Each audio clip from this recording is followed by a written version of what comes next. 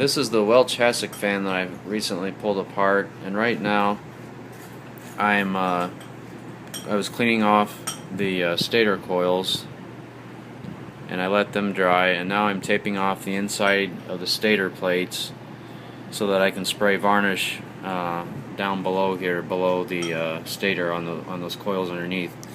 Unfortunately, I could not access the bottom of the stator as easily as I could the top because of this plate that's in the way that holds the bearing in place. But I think the only way you can access those coils underneath is if you lift this whole stator assembly out of here, but because it has the old spray varnish on it, it's really glued in there well. So I'm just going to do the best that I can to spray the varnish on the coils that I can access here. So once I get this taped off, I will spray down here in this crevice and then spray over the top here.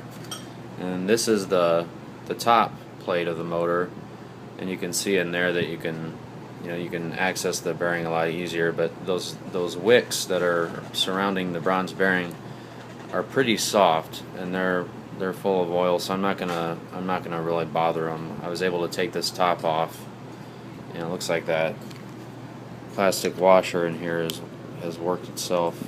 There we go.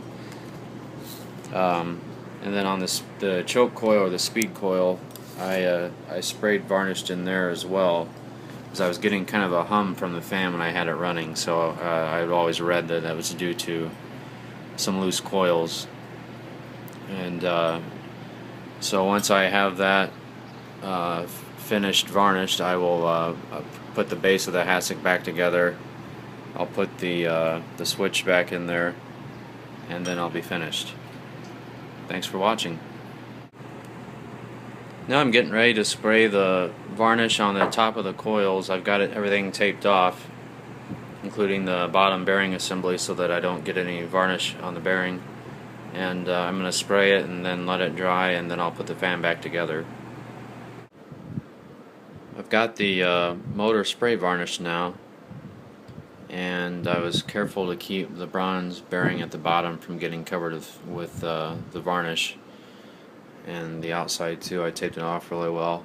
So I'm just letting it dry a little bit more, and I put the base back on the motor, and as soon as this dries a little bit more, I'll put the rotor back in the middle of the stator, and I'll make sure that these little oil slinger rings are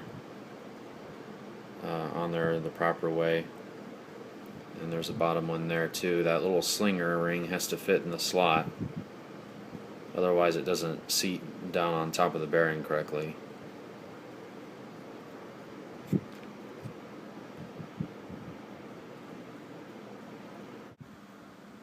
Now I've got the the rotor installed back into the stator. I used a little bit of emery paper on the top of the shaft here, because it was really difficult getting the blade off, so I'm thinking that'll help get the blade back onto the shaft. And I'm going to soon bolt the base of the motor back onto the base of the fan.